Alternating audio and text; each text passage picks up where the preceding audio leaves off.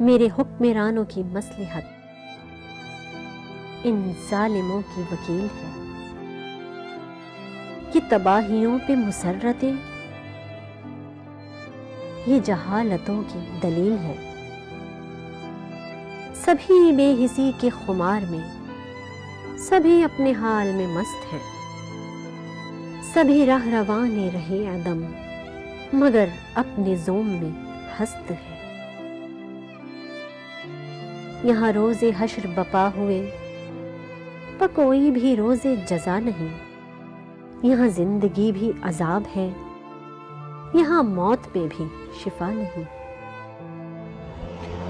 اعوذ باللہ من الشیطان الرجیم، بسم اللہ الرحمن الرحیم۔ اللہم صلی علی سیدنا و مولانا محمد وعلی آلہ واصحابہ وبارک وسلم وصلی علیہ۔ السلام علیکم ناظرین، پروگرام عالم اور عالم کے ساتھ عامر لیاقت حسین حاضر خدمت ہے۔ ناظرین محترم، ایک اور پروگرام امریکہ کی ریاست نیو یارک کے شہر نیو یارک سے آپ کی خدمت میں پیش کر رہا ہوں، اور آج جس موضوع پر میں آپ سے بات کرنا چاہتا ہوں، یقیناً پاکستان میں موجود میری ٹیم نے علماء کرام سے بھی اس سلسلے میں رابطہ کیا ہوگا اور ان کے کامنٹس دیے ہوں گے۔ مسیحی برادری کے ساتھ گزشتہ دنوں جو کچھ ہوا،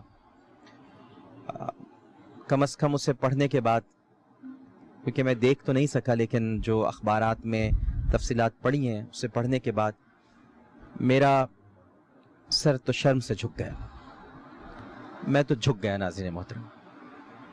میرے تو سمجھ میں نہیں آ رہا تھا کہ میں کیا کروں۔ بادامی باغ کا سانحہ در حقیقت اسلام کی تعلیمات کے منہ پر ایک تماچا ہے، ایک بڑا گہرا تماچا، بڑا زوردار تماچا، کیونکہ جتنا اقلیتی برادری اور بلکہ اقلیتوں کے ساتھ حسن سلوک کا جو حکم اللہ کے رسول صلی اللہ علیہ وآلہ وسلم، دین اسلام اور خود اللہ سبحانہ و تعالی نے اپنی کتاب بلاغت میں دیا ہے، کسی اور دین میں یا مذہب میں اس کی مثال اور نظیر نہیں ملتی ہے۔ کہاں سے واقعات کا سلسلہ شروع کروں؟ کیا میں آپ کو حاتم تائی کی بیٹی کے ساتھ حسن سلوک کے واقعات بتاؤں، یا میں آپ کو مدینہ منورہ میں موجود یہودیوں کے ساتھ نبی کریم صلی اللہ علیہ وآلہ وسلم کے میثاق مدینہ کا تذکرہ کر کے اس کی شقیں آپ کو بتاؤں، یا پھر میں آپ کو نجاشی کے دربار میں لیے چلوں جہاں حضرت جعفر طیار رضی اللہ تعالی عنہ کو نبی کریم صلی اللہ علیہ وآلہ وسلم نے واضح ہدایات دے کر بھیجا تھا کہ وہاں کے قوانین کی پاسداری کرنا، بادشاہ کا احترام کرنا، جتنا وہ تم سے پوچھے اتنا اسے بتانا، اور اس کے سامنے سورہ مریم کی تلاوت کرتا۔ یا پھر میں نبی کریم صلی اللہ علیہ وآلہ وسلم کی حضرت اسامہ بن زید رضی اللہ تعالی عنہ، جن سے محبت آپ کی کوئی ڈھکی چھپی نہیں ہے، آپ کے والد سے بھی آپ کو بڑی محبت تھی، یعنی حضرت زید بن حارثہ رضی اللہ تعالی عنہ، آپ کی والدہ حضرت ام ایمن رضی اللہ تعالی عنہ، جن کا نام برکہ تھا اور جو نبی کریم صلی اللہ علیہ وآلہ وسلم کو جھولا جھلایا کرتی تھیں جب آپ پالنے میں تھے۔ تو حضرت اسامہ بن زید رضی اللہ تعالی عنہ، جن سے آپ اتنا پیار کرتے تھے کہ فتح مکہ کے موقع پر جو اونٹنی، ایک کانکرر داخل ہو رہا ہے لیکن کانکرر فاتحانہ انداز میں داخل نہیں ہو رہا ناظرین محترم، وہ ایسا کانکرر ہے کہ جس کا سر مبارک اس حد تک جھکا ہوا ہے کہ ریش مبارک اونٹنی کے کجاوے سے ٹکرا رہی ہے، اور اسی اونٹنی پر حضرت اسامہ بن زید رضی اللہ تعالی عنہ بھی آپ کے ساتھ سوار ہیں، اور آپ ارشاد فرما رہے ہیں کہ اسامہ، تو نے ایک شخص کو اس لیے قتل کر دیا کیونکہ تو یہ سمجھتا تھا کہ اس نے جان بچانے کے لیے کلمہ پڑھا ہے۔ سوچ اگر وہ روز حشر اس کلمے کے ساتھ آ گیا تو تیرا کیا ہوگا، سوچ اگر وہ کلمہ لے کر آ گیا تو تیرا کیا ہوگا۔ یہ واقعہ ہے ایک سریے کا جس میں حضرت اسامہ بن زید رضی اللہ تعالیٰ عنہ شریک تھے، اور انہوں نے ایک شخص کو قتل کر دیا تھا، اور اس نے اپنی جان ان کا کہنا یہ تھا کہ اس نے جان بچانے کے لیے کلمہ پڑھا ہے، لیکن نبی کریم صلی اللہ علیہ وآلہ وسلم نے ارشاد فرمایا تھا کیا تو نے اس کا دل چیر کے دیکھا تھا؟ تو میں کہاں کہاں سے آپ کو اقلیتی برادری کے ساتھ حسن سلوک کی مثالیں سناؤں، بتاؤں، تاریخ کے کس صفحے کو پلٹوں، کس باب کو آپ کے سامنے پڑھوں۔ ہر جگہ اقلیتی برادری کے ساتھ، اقلیتوں کے ساتھ حسن سلوک کی تلقین، اس کا اہتمام کرنے کا حکم دیا گیا ہے، کیونکہ وہ کمزور ہوتے ہیں، وہ آپ کے رحم و کرم پر ہوتے ہیں۔ آپ ویسی اکثریت میں، وہ آپ کے رحم و کرم پر ہیں، وہ آپ سے حسن سلوک کے متقاضی ہیں۔ آپ نے ان کی بستیاں جلا دیں، گھر جلا دیے، جبکہ اس ملک میں قانون توہین رسالت موجود ہے۔ پاکستان کی بات کر رہا ہوں، جب وہاں پر قانون توہین رسالت موجود ہے تو باقاعدہ اس کا کیس پرچہ درج ہو جاتا، اس کو گرفتار کیا جاتا، قانون موجود ہے۔ لا قانونیت تو نہیں ہے نا کہ آپ گھر جلا دیں، پوری کی پوری بستیوں کو آگ لگا دیں۔ آپ ان کے تو اب کچھ نہیں بچا، ان کا تو سب کچھ جل کر خاکستر ہو گیا ہے، وہ تو ویسے ہی چاروں طرف سے پسے ہوئے ہیں۔ اور پھر صرف مائنورٹیز ہی نہیں بلکہ اکثریت یہاں پر کون سی محفوظ ہے؟ آپ کی مسجدیں کہاں محفوظ ہیں؟ آپ کی امام بارگاہیں کدھر محفوظ ہے؟ آپ تو خود روز قتل ہو رہے ہیں، تو پھر تو آپ بھی مظلوم ہوئے، تو کیا مظلوم ہی مظلوم کو مارے گا؟ مظلوم ہی ظالم بن جائے گا؟ کیا مسجد میں لوگ شہید نہیں ہو رہے؟ کیا امام بارگاہوں میں انہیں قتل نہیں کیا جا رہا؟ کیا روزانہ ٹارگٹ کلنگ کا لوگ نشانہ نہیں بن رہے؟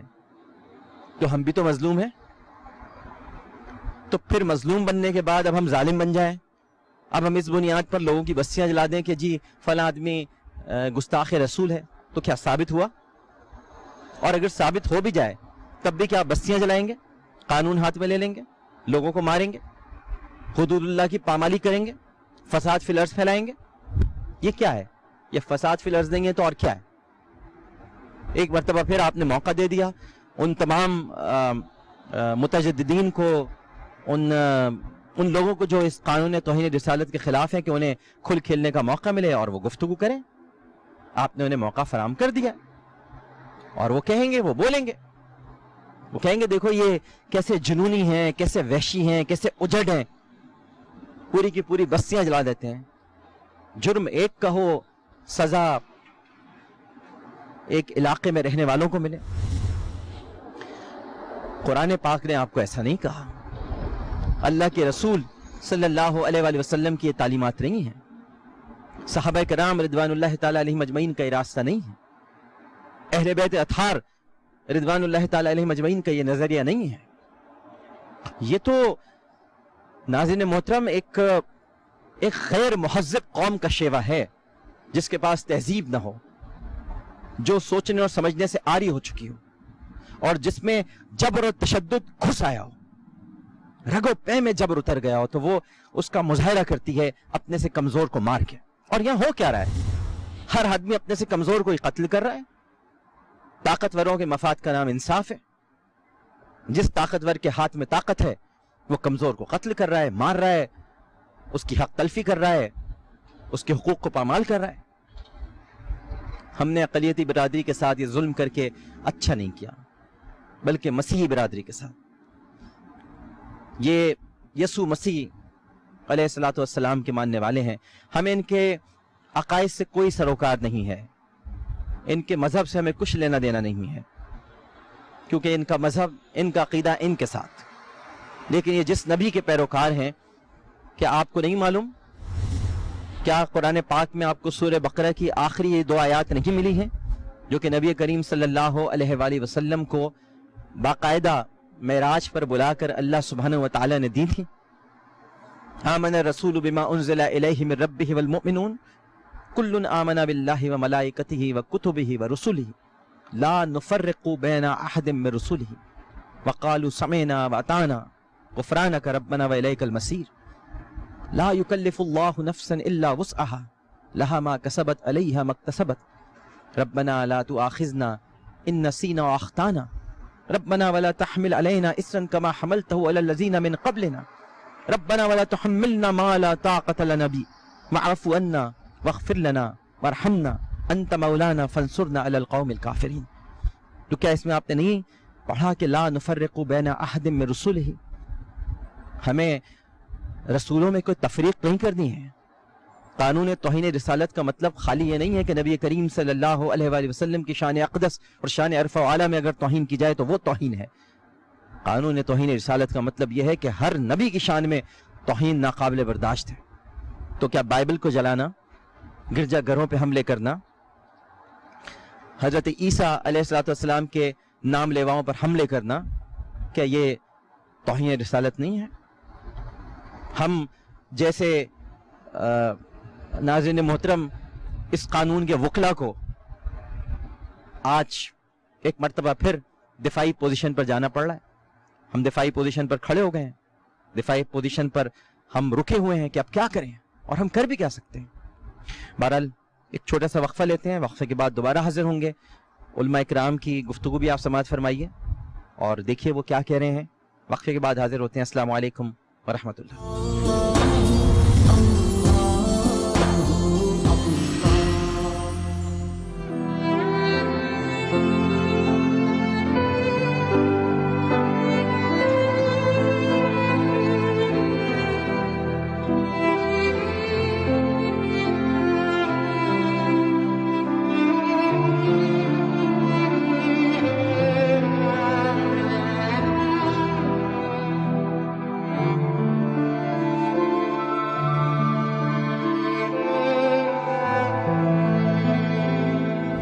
میرے پیارے نبی پاک صلی اللہ علیہ وآلہ وسلم نے اپنے اخلاق سے، اپنی شان رحمت سے، اپنے کردار سے لوگوں کو متاثر کیا اور یہی تعلیم دی ہے۔ فتح مکہ کا واقعہ دیکھ لیجئے، شدید ترین دشمن سامنے تھے، مگر دشمن کے گھر میں پناہ لینے والے کے لیے بھی امان کا اعلان کیا۔ تو مسلمان وہی ہے جس سے دوسرے محفوظ ہوں۔ ایسا نہ ہو کہ ہم اپنے مذہب کا غلط تعارف پیش کر کے خود اپنے لیے مشکلات پیدا کر لیں۔ نتیجہ کیا ہوگا کہ مسلمان کسی کو برداشت نہیں کرتے۔ میں واضح طور پر یہ کہنا چاہتا ہوں کہ پاکستان کے تمام پابند آئین و قانون شہری، خواہ وہ مسلم ہوں یا غیر مسلم، آئین پاکستان کی روح سے، پاکستان کے قانون کی روح سے اور شریعت اسلامیہ کی روح سے ان کو جان و مال اور آبرو کا تحفظ حاصل ہے۔ در حقیقت یہ جو بد امنی پورے ملک میں پھیلی ہوئی ہے اور حکومت کنٹرول کرنے میں ناکام ہے اور مجرم کو سزا دینے میں ناکام ہے، اس وجہ سے اگر گوجرا کے علاقے کی بد امنی کے بعد وہاں کے لوگوں کو سزا دے دی جاتی تو لاہور میں یہ واقعہ نہ ہوتا۔ ایک طرف ہمارے دینی تقاضوں کے خلاف یہ امر ہوا، دوسری طرف انسانیت کو بھی ہم نے بالائے طاق رکھ دیا۔ ہم یہ کیوں بھول گئے ہیں اور کیوں بھول جاتے ہیں جب ایسا قدم اٹھاتے ہیں کہ وہ غیر مسلم جو ہمارے اسلامی ملک پاکستان میں رہتے ہیں ان کے لیے بھی ہماری طرف سے وہی حقوق ہیں، چاہے وہ سیاسی ہوں یا سول رائٹس ہوں، یہ جو ایک کلمہ گو کے لیے۔ چند غیر ذمہ دار لوگوں نے جو کچھ یہ کیا ہے، ان کے گھر جلا دیے کسی ایسی بات پر جس کی کوئی دلیل نہیں ہے، یہ انتہائی گھناؤنا عمل ہے۔ اس کی جتنی بھی مذمت کی جائے کم ہے۔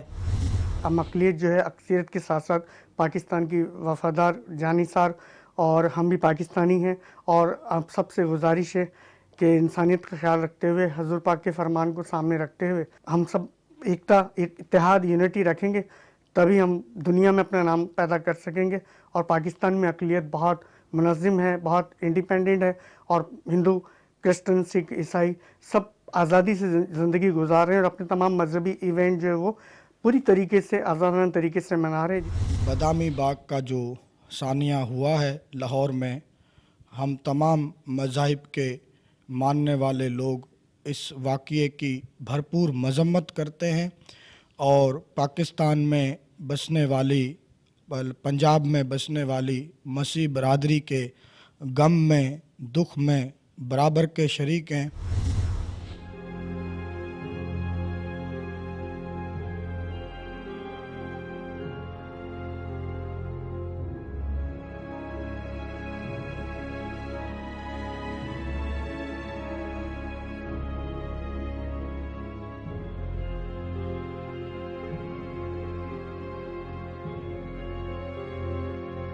ناظرین محترم، یہ یاد رکھا جانا چاہیے کہ یہ جو دین ہے یہ دین محمد صلی اللہ علیہ وآلہ وسلم ہے۔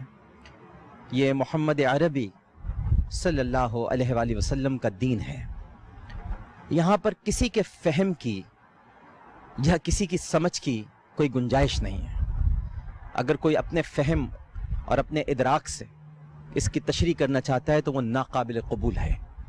اس کی تشریح وہی ہے جو شارع شریعت، سنت اور نبی کریم صلی اللہ علیہ وآلہ وسلم کے اقوال مبارکہ ہیں، وہی اس کی تشریح ہے۔ آپ اپنی تشریح نہیں کر سکتے، آپ بستیوں پر حملے نہیں کر سکتے، آپ قانون توہین رسالت کی آڑ میں نبی کریم صلی اللہ علیہ وآلہ وسلم کے پیغام امن، محبت اور سلامتی کو پامال نہیں کر سکتے۔ آپ کو اس بات کی اجازت نہیں دی جا سکتی کہ آپ محبت کا نام لے کر نفرت کی آگ لگائیں۔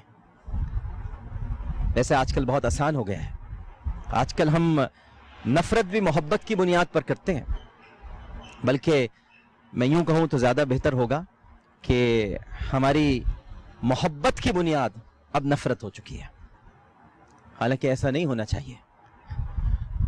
آج آپ نے بادامی باغ کی بستیوں کو آگ لگائی ہے، کل شاید کچھ اور کر بیٹھے، اور نبی کریم صلی اللہ علیہ وآلہ وسلم کے پیغام محبت کے سفیروں کا کام یہ رہ جائے گا کہ پوری دنیا میں جہاں جہاں اس قانون توہین رسالت پر انگلی اٹھے وضاحتیں کرتے پھرے۔ قانون توہین رسالت تو موجود ہے، یہاں تو کسی کو کھل کھیلنے کا موقع ملنا ہی نہیں چاہیے۔ جائیے پرچہ کٹوائیے، عدالتیں موجود ہیں، آزاد ہیں، مقدمہ درج ہونا چاہیے۔ اور پھر یہ تو ثابت بھی نہیں ہوا ہے، ثابت تو ہونے دیجئے۔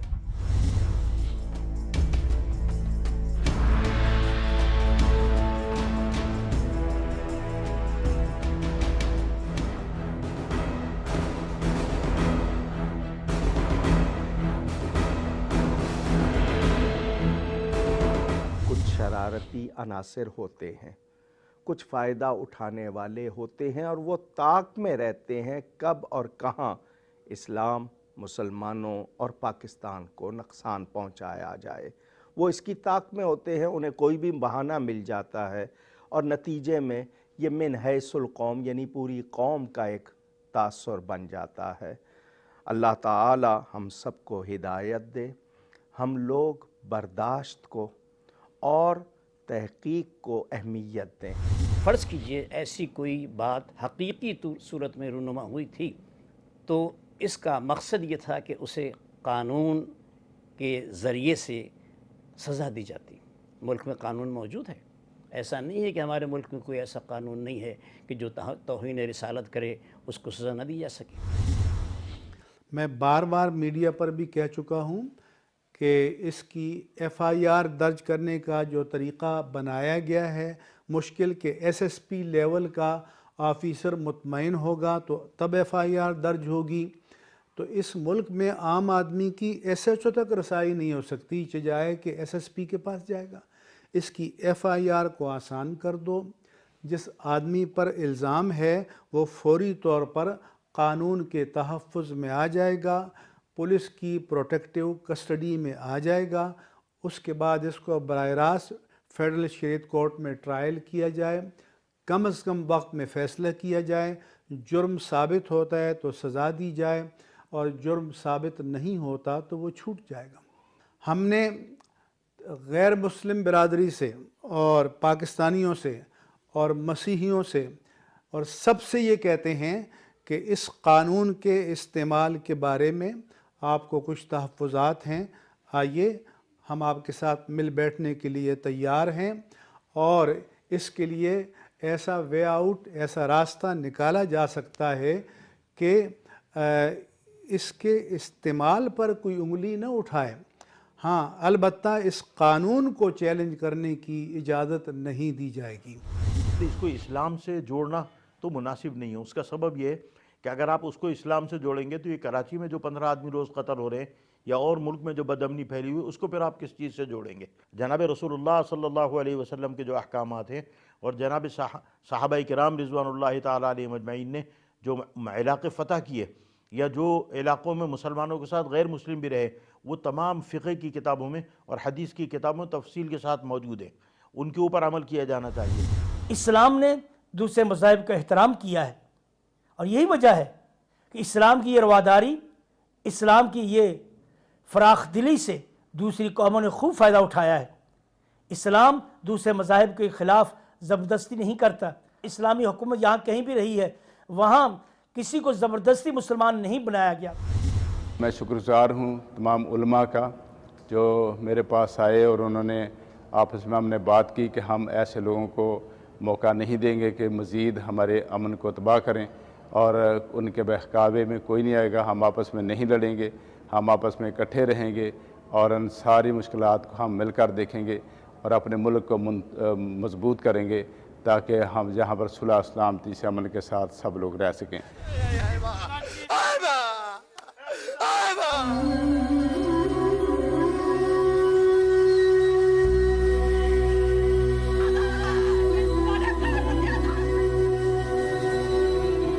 میری کڑی دا جیل بنایا سی وہ بھی سڑ گیا. میرا گھر دیا چیزاں بنایا، گھر دیا صفائیاں کر کر کے دن رات لا لا کے میں گھر بنایا سی. میں تو آپ کے سامنے ایک بڑی خوبصورت مثال پیش کرنا چاہتا ہوں مولا کائنات حضرت علی کرم اللہ وجہ الکریم کی. آپ نے اپنی شہادت سے کئی روز پہلے عبد الرحمن ابن ملجم کی طرف اشارہ کر کے اپنے چاہنے والوں کو، اپنے اصحاب کو یہ بتا دیا تھا کہ یہ مجھے قتل کرے گا. تو لوگوں نے حضرت علی کرم اللہ وجہ الکریم سے کہا کہ پھر آپ اسے گرفتار کیوں نہیں کر لیتے؟ تو آپ نے بڑا تاریخی جملہ ارشاد فرمایا تھا، کیا مقتول ہونے سے پہلے قاتل کو پکڑ لوں؟ تو ہم تو ان کے ماننے والے ہیں، مقتول ہونے سے پہلے قاتل کو پکڑ لیں. ثابت ہوا نہیں اور ہم وہ سب حرکتیں کرنے لگے. اور اگر میں تو پہلے بھی کہہ رہا ہوں ثابت بھی ہو جائے تو ان بستیوں کا کیا تعلق؟ اس میں رہنے والوں کا کیا اس میں قصور؟ اگر ایک آدمی کا قصور ہے تو بہت افسوس ہوا ہے ناظرین کرام، بہت دکھ پہنچا ہے. یہ نبی کریم صلی اللہ علیہ وآلہ وسلم کو اذیت پہنچانے کے مترادف ہے. ان الذین یؤذون اللہ ورسولہ لعنہم اللہ فی الدنیا والآخرہ وعد لہم عذابا مہینا. جو اللہ اور اس کے رسول کو اذیت پہنچاتے ہیں ان پر اللہ کی لعنت ہے. یہ اذیت ہے. آپ سوچئے تھوڑی دیر کے لیے آقا کریم صلی اللہ علیہ وآلہ وسلم ظاہری حیات لے کر ہم گنہگاروں کی نگاہوں کے سامنے موجود ہیں اور وہ تکلیف میں ہیں. وہ یہ کہہ رہے ہیں کہ تم میرے امتی ہو، تمہیں تو میں نے گھر بنانے کا حکم دیا تھا، تمہیں تو میں نے معمار بنایا تھا، اخلاق کا معمار، کردار کا معمار، محبت کا معمار. تم تو مکانات گرا رہے ہو، تم تو آگ لگا رہے ہو. کتنی نفرت تمہارے اندر آ گئی ہے. کیسے تم ایک دوسرے کو قتل کر رہے ہو، ایک دوسرے پہ الزامات لگا رہے ہو. اب یہ مسیح برادری جو کہ میرا جتنا بھی ان سے واسطہ پڑا ہے، اور اس سے پہلے بھی اگر آپ کو یاد ہو کہ ٹیری جونز کا معاملہ ہوا تھا، سلمان رشدی کا ایشو تھا، میں نے تو جب ان سے بات کی انہوں نے ہمیشہ نبی کریم صلی اللہ علیہ وآلہ وسلم کی شان، ان کی عظمت اور ان کے مقام پر ہمیشہ ویسی ہی گفتگو کی جیسے کوئی نبی کا چاہنے والا کرتا ہے. انہوں نے کبھی جہاں تک میرا سابقہ پڑا ہے انہوں نے کبھی ایسی کوئی بات منہ سے نہیں نکالی. اب اچھے برے تو ہر برادری اور ہر طبقے میں ہوتے ہیں. کیا آپ کے موجود نہیں ہیں لوگ؟ آپ کے یہاں لوگ کیا معاذ اللہ گستاخیاں نہیں کرتے پھرتے؟ میں تو کہتا ہوں کہ نبی کریم صلی اللہ علیہ وآلہ وسلم کے پیغام پر عمل نہ کرنا بھی آپ کی شان اقدس میں گستاخی ہے۔ کیا ہم لوگ اپنے عقائد کو برتر کرنے کے لیے سرکار دو عالم صلی اللہ علیہ وآلہ وسلم کے مقام عرفہ و علا پر انگلیاں نہیں اٹھاتے معاذ اللہ؟ تو اچھے برے تو ہر جگہ پر موجود ہوتے ہیں۔ اگر اس برادری میں کوئی ایک شخص پاگل جاہل نکل آیا تو اس کا مطلب یہ تو نہیں ہے کہ آپ پوری کی پوری بستی کو آگ لگا دیں، آپ ان کا نام و نشان مٹا دیں، آپ ان کا رہنا وہاں پر محال کر دیں۔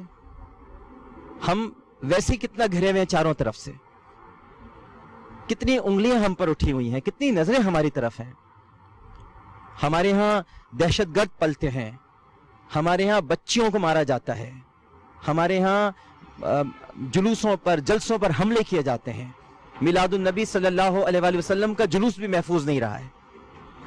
ہم جنگلی ہو چکے ہیں، ہم جنونی کہلاتے ہیں، اور اب ہم مسیحی بستیوں کو بھی آگ لگا رہے ہیں۔ تو پھر ہم چاہتے کیا ہیں؟ پھر تو دنیا یہ فیصلہ کر لے گی کہ یہ قوم تو جینے کے قابل ہی نہیں ہے، یہ لوگ تو کسی کو برداشت ہی نہیں کرتے ہیں۔ یہ آپ سب کو سوچنا ہوگا ناظرین محترم۔ ہم آپ کو شاید میری باتیں عجیب سی لگ رہی ہوں، لیکن اس وقت ہم جس دوراہے پر کھڑے ہیں وہاں آپ کو فیصلہ کرنا ہے، یا تو مہذب اقوام کی طرح قانون کی بالادستی کو قائم رکھتے ہوئے، انصاف اور قانون کو بالا رکھتے ہوئے یا تو جینے کا فیصلہ کرنا ہے، یا پھر آپ یہ طے کر لیں کہ آپ نے صرف لڑنا ہے اور مرنا ہے، اور پھر انجام آپ کے سامنے موجود ہے کہ کیا ہوگا۔ نبی کریم صلی اللہ علیہ وآلہ وسلم نے جو راستہ ہمیں دکھایا ہے وہ راستہ صرف اور صرف پیار کا راستہ ہے، وہ لوگوں کے دلوں میں گھر کر کے انہیں قائل کرنے کا راستہ ہے، کنونسنگ کا راستہ ہے۔ اپنی گفتگو سے کنونس کریں، اپنے کردار سے کنونس کریں، اپنی تعلیم سے کنونس کریں، اخلاق سے کنونس کریں۔ آپ تو کنونس کر رہے ہیں دنیا کو، لیکن یہ بتا رہے ہیں کہ ہم تشدد کی زبان میں بات کرتے ہیں، جبر ہمارا شیوا ہے، مارنا ہمارا مذہب ہے معاذ اللہ، اور ہم یہاں جواب دیتے دیتے تھک جاتے ہیں۔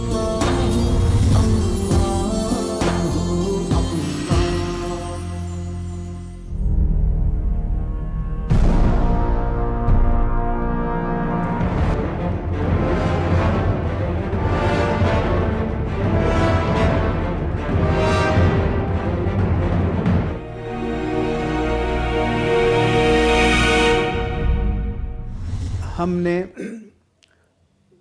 22 فروری کو ایوان صدر میں ایک ڈکلیریشن جاری کیا، اور اس ڈکلیریشن پر تمام مسلم مکاتب فکر کے سرکردہ علماء اور مسیحی علماء جو ان کے مذہبی پیشوا ہیں، ہندوؤں کے مذہبی پیشوا، سکھوں کے مذہبی پیشوا، سب کے دستخط تھے، اور یہ ایک جوائنٹ ڈکلیریشن تھا جسے میں نے ہی پڑھ کر سنایا۔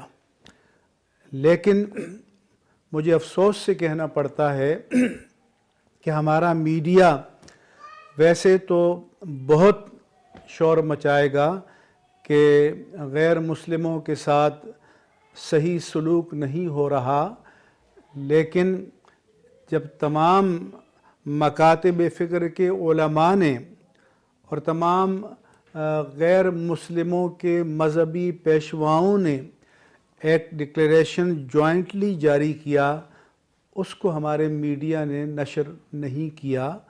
اگر اس کو نشر کیا جاتا اور وہ قوم تک پہنچتا تو قوم میں اویئرنس پیدا ہوتی، آگہی پیدا ہوتی، اور ایک دوسرے کے لیے احترام کا، ایک دوسرے کے انسانی حقوق کے احترام کا جذبہ پیدا ہوتا۔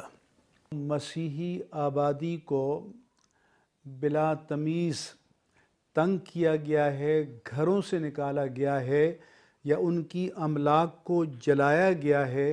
یہ شریعت کی نظر میں، قانون کی نظر میں، آئین کی نظر میں جرم ہے اور حکومت کی ذمہ داری ہے کہ ان تمام مجرمین کو تلاش کر کے ان کو سزا دی جائے۔ دکھ یہ ہوتا ہے کہ لوگ عقل کو استعمال نہیں کرتے اور چند لوگوں کے بھڑکانے سے جذباتیت کا شکار ہو جاتے ہیں، اور جذباتیت جب شدید ہو جائے تو وہ پھر انسان کو بالکل اندھا کر دیتی ہے۔ وہ امر جو ایک قانونی عدالت میں ہوتا اس کو لوگ اپنے ہاتھ میں لے لیتے ہیں، اور اس کے نتیجے میں ایسے واقعات رونما ہوتے ہیں کہ جن کے نتیجے میں پوری پاکستانی قوم کا سر شرم سے جھک جاتا ہے۔ یہ ہمارے ملک کے ہیں، ہمارے اپنے قوم کے ہیں، ان کا تعلق بھی پاکستان سے ہے، اور چونکہ پاکستان سے ہے، پاکستان کے دستور نے انہیں تمام حقوق دیے ہیں جو ہمیں دیے ہوئے ہیں۔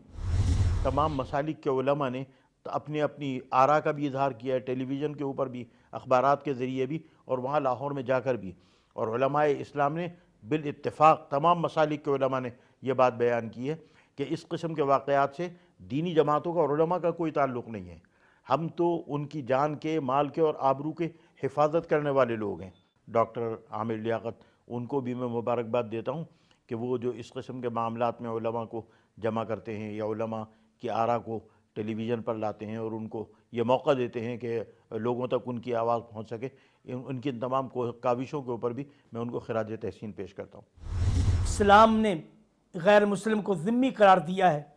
ذمہ کا معنی یہ ہے یہ اللہ اور رسول کے ذمے ہے۔ ان کی حقوق پر، ان کی عزتوں پر اور ان کے جو حق ہیں ان پر کوئی زیادتی نہیں کر سکتا۔ یہ اللہ اور رسول کی ذمہ داری پر ہے۔ اللہ رسول نے اس کا دفاع کیا ہے۔ جو غیر مسلم بھائی پاکستان میں رہتے ہیں یہ ہمارا حصہ ہے، ہمارا پاکستان کے مواطن ہیں، پاکستان کے رہنے والے ہیں۔ ان کی حفاظت کرنا، ان کے حقوق کی حفاظت کرنا، ان کی عزتوں کی حفاظت کرنا یہ ہماری ذمہ داری ہے۔ اگر ہم ایسا نہیں کریں گے ہم اسلامی تعلیمات کے خلاف کریں گے۔ ان کی عبادت گاہیں ان کی حفاظت کرنا ہماری ذمہ داری ہے۔ اسلام ایک عظیم مذہب ہے اور یہی اسلام کی عظمت ہے کہ اسلام دوسرے مذاہب کو حقارت کی نگاہ سے نہیں دیکھتا، ان کو احترام کی نگاہ سے دیکھتا ہے۔ میں ڈاکٹر عامر لیاقت صاحب کا بھی شکر گزار ہوں جو مختلف طریقوں سے ایسے پروگرام منعقد کرتے رہتے ہیں جن سے لوگوں میں ایک فضا پیدا ہوتی ہے، لوگ سمجھتے ہیں، لوگ ایک آپس میں ایک دوسرے قریب آتے ہیں اور اس طرح سے بھائی چارے اور محبت اور امن کو فروغ ملتا ہے۔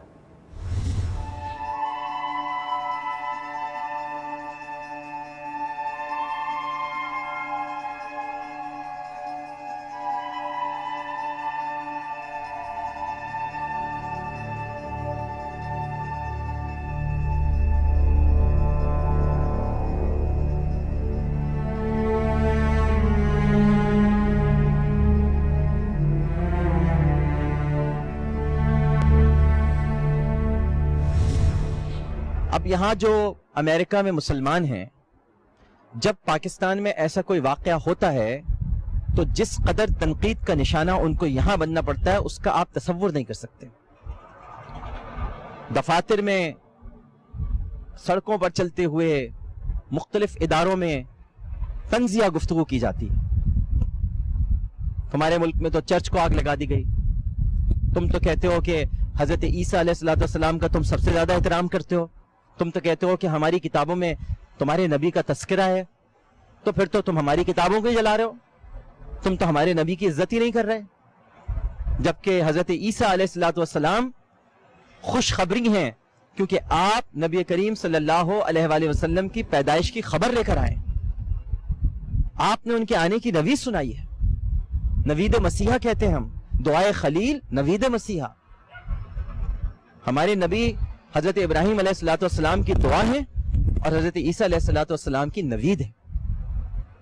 ہمیں ان کے چاہنے والوں اور ان کے ماننے والوں سے پیار کرنا ہوگا، اس لیے کہ ہمارے نبی صلی اللہ علیہ وآلہ وسلم نے سب سے پہلے مسلمانوں کو جس جگہ پر ہجرت کا حکم دیا وہ حبشہ تھا، نجاشی وہاں پر بادشاہ تھا، مسیحی بادشاہ تھا۔ یعنی آپ نے مسلمانوں کی پہلی پناہ گاہ جس جگہ کو چنا وہ مسیحی قوم کی جگہ تھی۔ آپ نے مسیحی قوم پر اعتبار کیا، آپ نے بھیجا، آپ نے اپنے پہلا نام مبارک بھی مسیحی بادشاہ کو بھیجا۔ اور ہم یہ کیا کر رہے ہیں؟ ہمارا کیا سلوک ہے, ہم کس طرح کا کردار دکھا رہے ہیں. ہمیں ان کے زخموں پر مرہم رکھنا ہوگا, ان کو یہ باور کرانا ہوگا کہ آپ اکیلے نہیں ہیں. جس طرح آپ کے یہاں چند برے لوگ ہیں تو ہمارے یہاں بھی چند برے لوگ ہیں. یہ ہم نہیں ہیں, یہ مسلمان نہیں ہیں, یہ ہماری قوم نہیں ہے, یہ ہماری قوم کے چند گمراہ لوگ ہیں, چند بھٹکے ہوئے لوگ ہیں جو آپ پر حملے کر رہے ہیں, آپ کی بستیوں کو آگ لگا رہے ہیں. ہم آپ کے ساتھ ہیں, اسلام آپ کے ساتھ ہے, دین آپ کے ساتھ ہے, علماء کرام آپ کے ساتھ ہیں, نبی کریم صلی اللہ علیہ وآلہ وسلم کا پیغام آپ کے ساتھ ہے. ان کے زخموں کو مندمل کرنے کی گھڑی ہے یہ. انشاءاللہ میں جب پاکستان آؤں گا تو ایک پروگرام بادامی باغ سے بھی کروں گا اور کوشش کروں گا مسیح برادری کو یہ احساس دلانے کی کہ اگر ایسا کوئی واقعہ ہو جائے تو یوں سمجھ لیجئے کہ آپ بھی اب اقلیت نہیں اکثریت ہے, کیونکہ یہ سب کچھ اکثریت کے ساتھ بھی ہو رہا ہے. آپ اکیلے نہیں ہیں, آپ کی بستیاں جلا رہے ہیں تو اکثریت کو بھی مار رہے ہیں. صرف آپ کو نقصان نہیں پہنچ رہا. میں مسیح برادری سے ریکویسٹ کروں گا کہ آپ اپنے دل پہ مت لیجئے, جتنا نقصان اس وقت اکثریت کو پہنچ رہا ہے آپ کو نہیں پہنچ رہا. ہمارے علماء کرام شہید کیے جا رہے ہیں, ہمارے بچے مارے جا رہے ہیں, مسجدوں کو نہیں بخشا جا رہا, کوئی مذہبی گیدرنگ محفوظ نہیں ہے, روز لاشیں گر رہی ہیں تو اکثریت بھی مر رہی ہے. جو تباتر کے ساتھ علماء کا قتل ہو رہا ہے آپ کے ایسا نہیں ہو رہا ہے. تو آپ یوں سمجھ لیجئے کہ ہم سب ایک ہی کشتی کے سوار ہیں, بس ایک ضرب آپ کو بھی لگ گئی ہے جس پر ہم سب شرمسار ہیں. ہمارے سر شرم سے جھکے ہوئے ہیں, ہم آپ کے سامنے افسردہ ہیں, ہم معافی کے طلبگار ہیں. ہمارے چند گمراہ لوگوں نے آپ کے ساتھ یہ ظلم کیا, میں ان سب کی طرف سے آپ سے معافی مانگتا ہوں. لیکن آپ مسلمانوں کو برا مت سمجھیے گا, اسلام کو برا مت سمجھیے گا, اور اسلام کے پیغمبر محمد مصطفیٰ صلی اللہ علیہ وآلہ وسلم کو برا مت سمجھیے گا. وہ تو رحمت للعالمین ہیں, وہ تو آپ سے بھی اتنی محبت کرتے ہیں جتنی پوری انسانیت پوری کائنات سے کرتے ہیں. وہ سب کے لیے یکساں پیار کرنے والے ہیں, ان کے پاس سوائے پیار کے اور کچھ نہیں ہے. ہم لوگ بس تھوڑے سے بھٹک گئے ہیں, راستے سے ہٹ گئے ہیں, ہمیں معاف کر دیجیے گا. اللہم صلی علی سیدنا و مولانا محمد وعلی آلہ واصحابہ وبارک وسلم وصلی علیہ. عامر لیاقت حسین کو عالم اور عالم سے اجازت دیجیے. پروگرام پیش کرتے ہوئے کوئی غلطی کوئی سہف تو اپنے رب کے حضور معافی کا خواستگار اور توبہ کے طلبگار ہوں, اس اپنے پن کے ساتھ کہ اپنا اور اپنے ارد گرد موجود اقلیتی برادری کا بہت خیال رکھیے گا. اللہ حافظ. میں کسی کا دل رکھنے کے لیے اللہ اور اس کے رسول کو ناراض کروں, جی اس کی تو گنجائش ہی نہیں. یہ کردار ہوتا ہے کہ ایک آیت کو انہوں نے عملی جامہ پہنایا, اخلاص سے عمل کیا. ہم پورے قرآن بھی پڑھ کے بار بار وہ برکت کے لیے پڑھتے ہیں سب کچھ, لیکن زندگیوں میں نہیں نا, تو اس وجہ سے ہم اپنے کردار سے کسی کو متاثر نہیں کر پاتے. قیامت میں وہ شخص مفلس ہوگا جس نے نماز و روزہ اور دیگر عبادات کے باوجود کسی کو گالی دی ہوگی یا ناحق قتل کیا ہو.